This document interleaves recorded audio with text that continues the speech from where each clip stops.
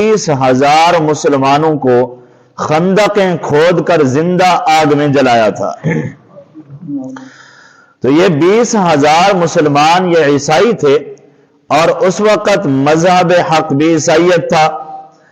اب جب اس نے یہ ظلم کیا تو ان میں سے کوئی 1-2 آدمی بھاگ کر گئے اور جا کر قیصر روم ملک شام کے بادشاہ کو شکایت کی کہ یمن کے بادشاہ نے مسلمانوں کے اوپر یہ ظلم اٹھایا ہے، اور وہ بھی عیسائی تھا۔ اس نے کہا کہ میں انتقام لوں گا۔ اس نے نجاشی شاہ حبشہ کو لکھا، اور یہ قریب لگتا تھا یمن کے، کہا کہ آپ انتقام لیں اور لشکر کشی کریں، فوج بھیجیں۔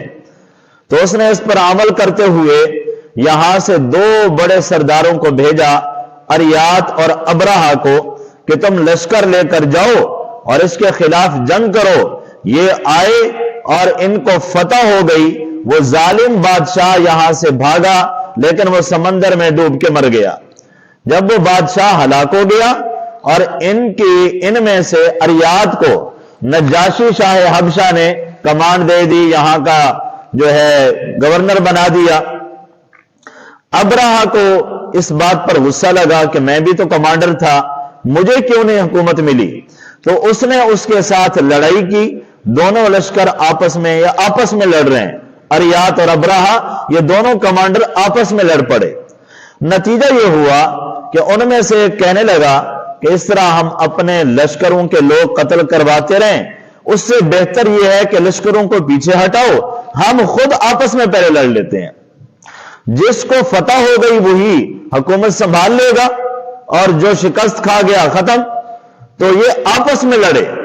تو اریات نے حملہ کیا تو ابرہہ کی ناک تھوڑی سی کٹ گئی، اور اس کے چہرے پر بہت زخم ہے، اور بعد میں علاج معالجہ کرانے کے بعد کچھ ٹھیک بھی ہو گئے، لیکن ناک والا نشان باقی رہ گیا۔ اس لیے اس کو ابرہہ الاشرم کہا جاتا ہے، ابرہہ بن صباح الاشرم، اشرم مطلب ناک کٹا ہوا۔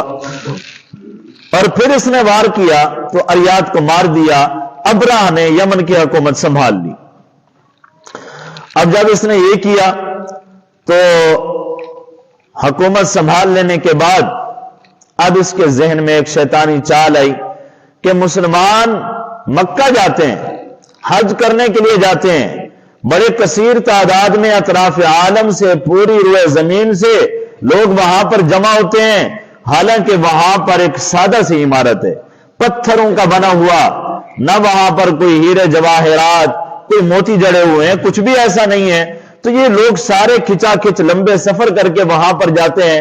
کیوں نہ ایسا ہو کہ یمن میں میں خوبصورت عمارت عالی شان بنا دیتا ہوں، تاکہ لوگ وہاں جانے کی بجائے یہیں پر ہی حج کر لیا کریں گے۔ بیت اللہ کے مقابلے میں گویا کہ اس نے ایک عمارت بنائی، ایک کلیسا بنایا، کنیسا بنایا، گرجا گھر بنایا، بڑے اس کے اوپر اخراجات کر دیے، ہیرے جواہرات سے اس کو جڑ دیا، ایسی بلند و بالا عمارت کہ آدمی اوپر کو دیکھے تو اس کی ٹوپی گر جائے، اتنی اونچی عمارت، ہیرے جواہرات سے مزین ایسی خوبصورت عمارت اس علاقے میں کہیں پر بھی نہیں تھی۔ عمارت بن گئی۔ اب اس نے آرڈر جاری کر دیا، آج کے بعد کوئی بھی ملک یمن کا باشندہ مکہ حج کرنے نہیں جا سکتا، تم پر لازم ہے کہ تم نے اسی کا حج کرنا ہے، اسی کا طواف کرنا ہے، اسی کی زیارت کرنی ہے، اور مکہ جانے کی اگر ہم نے کسی کے بارے میں اطلاع مل گئی ہم اس کو قتل کر دیں۔ یہ سختی سے آرڈر تھے۔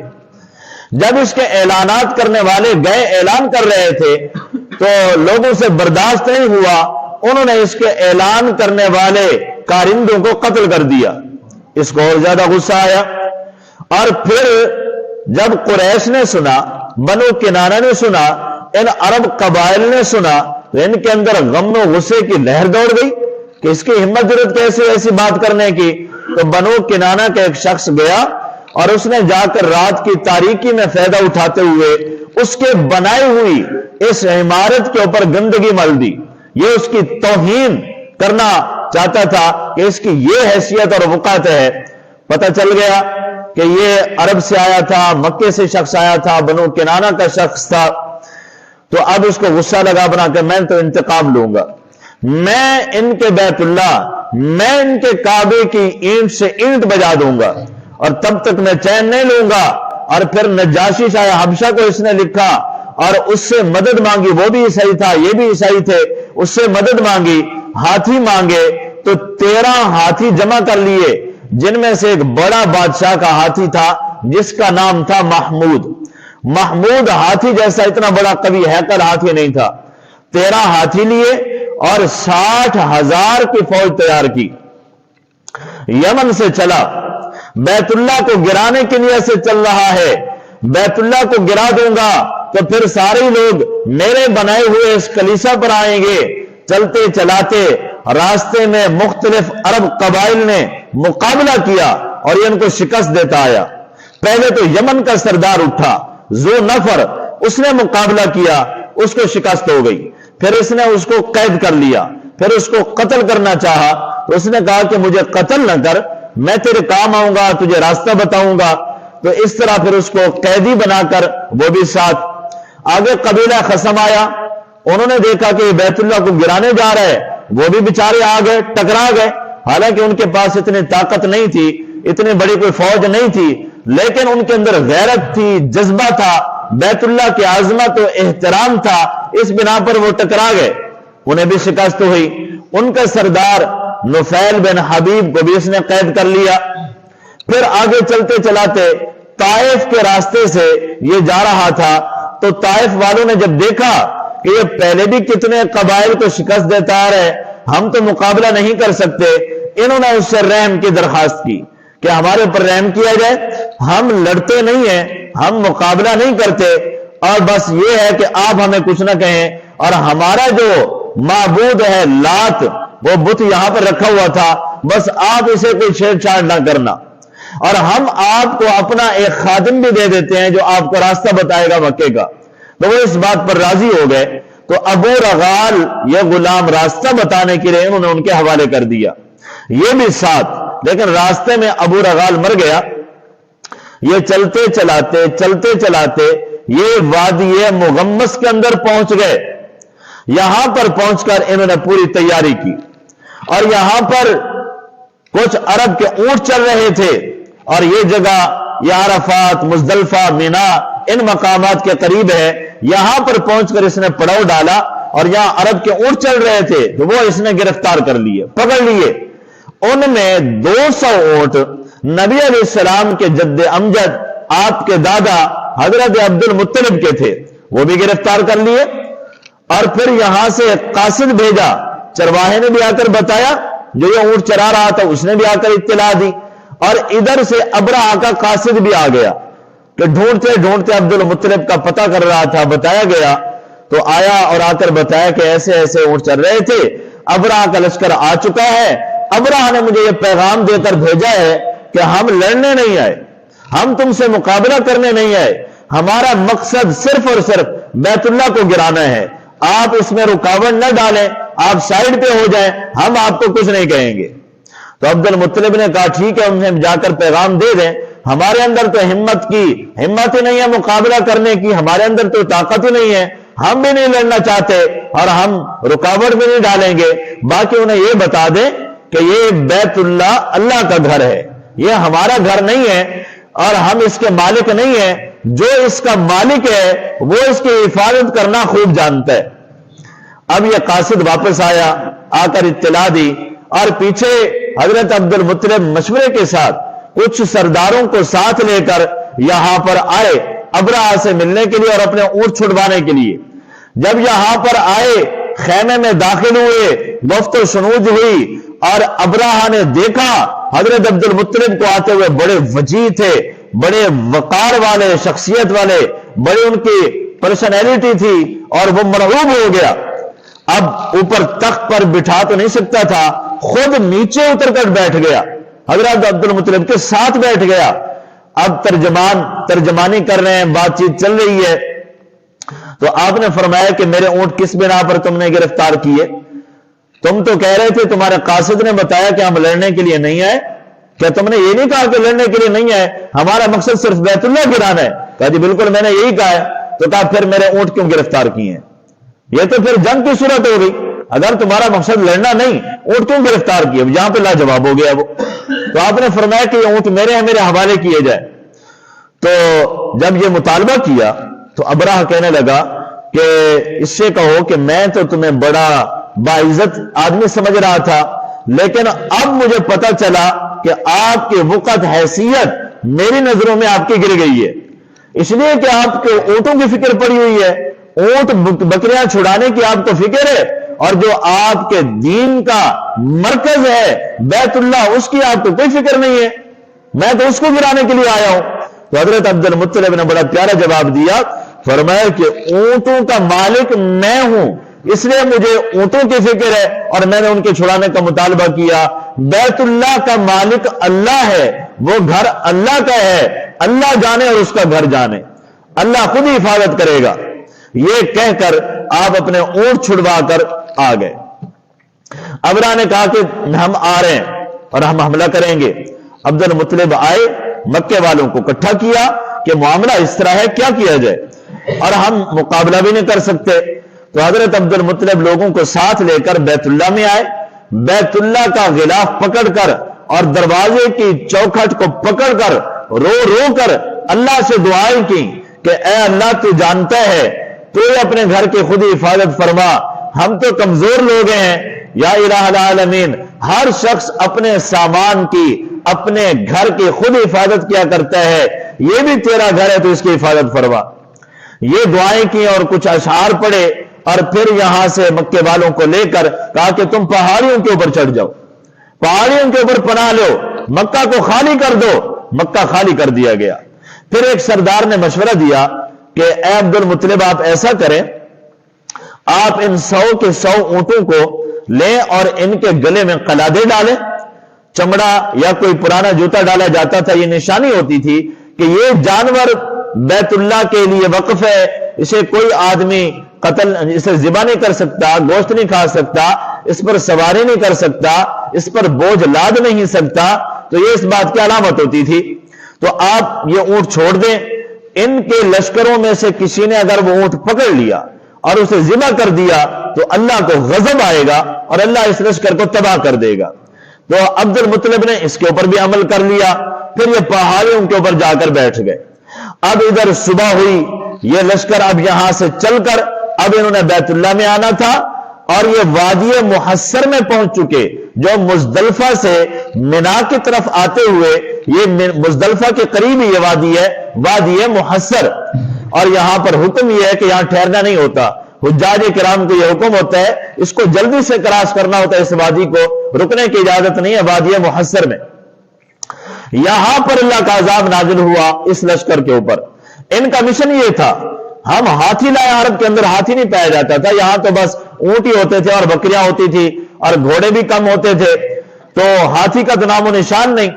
کہ ہم وہاں بیت اللہ کے ستونوں کے ساتھ بڑے بڑے زنجیر باندھ کر ان ہاتھیوں کے گلے میں ڈال کر ان کو پیچھے سے ہنکائیں گے، بھگائیں گے، تو بیت اللہ کی عمارت اس طرح گر جائے گی اور مسمار ہو جائے گا. یہ ان کا مشن اور پلاننگ تھی.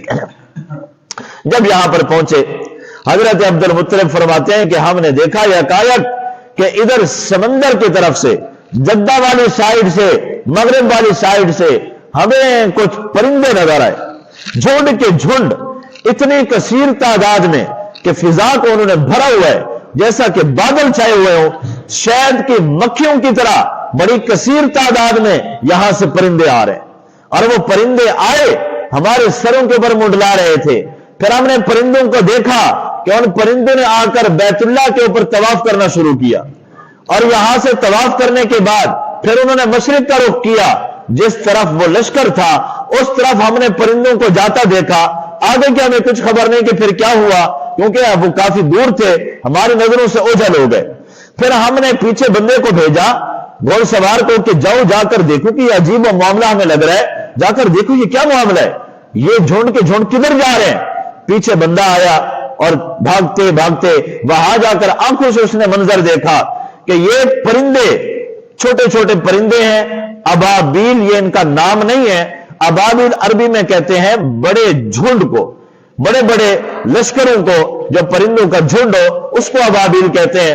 باقی یہ پرندے کبوتر سے تھوڑا چھوٹے تھے اور چڑیا سے تھوڑا بڑے تھے. بلبل یا جیسا کہ لالی ہوتی ہے یہ اس جسامت کے تھے. باقی یہ عجیب و غریب تھے. چونچ ان کی سرخ تھی, خود سفید تھے, گردنیں ان کی لمبی تھیں اور ان نے 3 کنکر اٹھائے ہوئے تھے, ایک چونچ میں اور 2 پنجوں میں. صرف 3 کنکر ہیں اور وہ کنکر بھی کتنے ہیں؟ چھولے کے دانے یا اس سے بھی چھوٹے, مسور کی دال سے بڑے اور چھولے سے چھوٹے یا چھولے کے برابر, بس اتنے سے کنکر. اتنا سا کنکر کیا کام کرتا ہے؟ لیکن جب وہ لشکر کے اوپر آئے اور لشکر کو ڈھانپ لیا, چھا گئے اوپر, اور پھر انہوں نے وہ کنکر پھینکنا شروع کیے. وہ کنکر کیا تھے کہ وہ ریوالور کی گولی بن گئے. جب وہ کنکر گرتا تھا اس فوجی کے جسم سے پار ہو جاتا تھا. جب وہ کنکر گرتا تھا ہاتھی کے جسم سے پار ہو کر زمین کے اندر دھنس جاتا تھا. وہ کنکر گرتا عرب کے گھوڑے اور اونٹ ان کے جسم سے پار ہو جاتا. اب بھگدڑ مچی اور یہ بھاگے. ان کے اپنے ہی ہاتھیوں نے ان کے لشکر کو روک ڈالا. جو بیت اللہ کو گرانے آئے تھے انہی ہاتھیوں نے خود اس لشکر کو روک ڈالا. ان کے اپنے اونٹوں نے, ان کے اپنے گھوڑوں نے ان کو روک ڈالا اور بھگدڑ مچی. کثیر تعداد میں تو یہاں مر گئے, باقی بھاگتے بھاگتے راستے میں مر گئے. کچھ چشموں پر مر گئے, کوئی کہیں مرے کوئی کہیں مرے. اور اب رہا خود یہاں پر نہیں مرا. اللہ کو کچھ اور ہی منظور تھا, اس کو ذلیل و رسوا کرانا تھا, عبرت کا نشان بنانا تھا. تو اس کا جسم گلنا سڑنا شروع ہوا. اس کے انگلیوں کے پورے گل گل کر گرتے گئے, کیڑے پڑتے گئے, جسم بالکل گل گیا. اور اس طرح اس کو لے گئے اور یمن کے اندر یہ تباہ و برباد ہوا. یہ اس طرح واصل جہنم ہوا. اور باقی جو لشکر تھا ان ہاتھیوں میں ایک بڑا ہاتھی میں نے بتایا کہ محمود نامی جو نجاشی شاہ حبشہ نے دیا تھا, جب صبح کو حملہ کرنے کے لیے چلے تو نفیل بن حبیب خثامی سردار نے اس ہاتھی کے کان میں جا کر کوئی بات کی اور کہا کہ دیکھ تو اللہ کی مخلوق ہے, یہ گھر اللہ کا ہے, تجھے کس مقصد کے لیے جا رہے ہیں, لہذا آگے مت جا, یہیں پر بیٹھ جا, نہیں تو اللہ کے عذاب سے بچ نہیں سکے گا. وہ ہاتھی وہیں پر بیٹھ گیا. فیل بان آئے, انہوں نے بڑا مارا لیکن ہاتھی اس طرف سمت کو جانے کا نام ہی نہیں لیتا. اسے جنوب کی سمت یمن کی سمت چلایا, چل پڑا. مشرق کی طرف چلایا, طائف کی طرف چل پڑا. شمال کی طرف ملک شام کی طرف چلایا, چل پڑا. لیکن جیسے ہی اس کا رخ بیت اللہ کی طرف کرتے ہیں وہ فوراً بیٹھ جاتا ہے. اتنا اس کو مارا کہ نیزے چبو کر زخمی کر دیا, لیکن وہ ہاتھی اٹھنے کا نام نہیں لیتا. آنکڑے اسے چبوئے گئے, وہ ہاتھی نہ اٹھا. اللہ نے اس ہاتھی کو بچا دیا اور باقی ہاتھی اور لشکر وہ سب تباہ ہو گئے. تو فرمایا کہ الم ترا کیفا, کیا آپ نے دیکھا نہیں؟ ادھر عبد المطلب نے جب وہ قاصد نے آ کر بتایا کہ اس طرح معاملہ ہوا ہے, اب یہ مکے والے آئے اور ابو عبد المطلب پہلے آئے اور ان کا ایک دوست ابو مسعود جو نابینا ہو چکا تھا, یہ دونوں بڑے بزرگ یہ پہلے آئے اور آ کر دیکھا کہ لشکروں کی لاشیں پڑی ہوئی ہیں اور ان کا سامان, سونا چاندی, ہیرے جواہرات اور اسلحہ بڑا کچھ جو ہے اس لشکر کا 60,000 کی فوج جو تھی. تو پھر وہ خزانہ وہاں سے اکٹھا کیا. یہ گویا کہ اللہ نے عرب والوں کو مالدار خوشحال کرنا تھا تو اس طرح ان کو یہاں پہ آگے مارا. اللہ یمن میں بھی مار سکتا تھا ان کو. تو ان کا سونا چاندی ہاتھ آیا, 2 گڑھے کھود کر ان کو بھر لیا, جتنا اکٹھا کر سکتے تھے کر لیا. باقی جو عرب والے آئے, عبد المطلب نے کہا جس کے جو ہاتھ لگے لے لے. تو ہر ایک نے اس میں سے جتنا قسمت میں تھا وہ لیا. سب کو مال غنیمت جو ہے بغیر جنگ کے حاصل ہو گیا. خوشحالی کا ان کا یہ وجہ بنی ہے. عبد المطلب کو اور سرداری اور یہ واقعہ چونکہ جنگل میں آگ کی طرح پھیل گیا, حتیٰ کہ ملک شام کیا ایران تک, فارس تک اس کی خبریں پہنچ گئیں. تو لوگ بڑے حیران کہ یہ کیسے ہو سکتا ہے, پرندے انہوں نے آ کے لشکر کو تباہ کر دیا. اللہ کی اتنی بڑی قدرت, بیت اللہ اتنا عظمت والا ہے, یہ جگہ اتنی مقدس ہے. تو یہ نبی علیہ السلام کی آمد کی تمہید تھی, پیش خیمہ تھا. آپ کی ولادت مبارکہ سے یہ 50 دن پہلے یہ واقعہ پیش آیا. 22 محرم کو یہ واقعہ پیش آیا اور 12 ربیع الاول یا 9 کو آپ کی ولادت ہوئی ہے. تو تھوڑا سا فاصلہ ہے 1.5 مہینے یا 50 دن کا، تو یہ آپ کی ولادت کا پیش خیمہ تھا کہ اس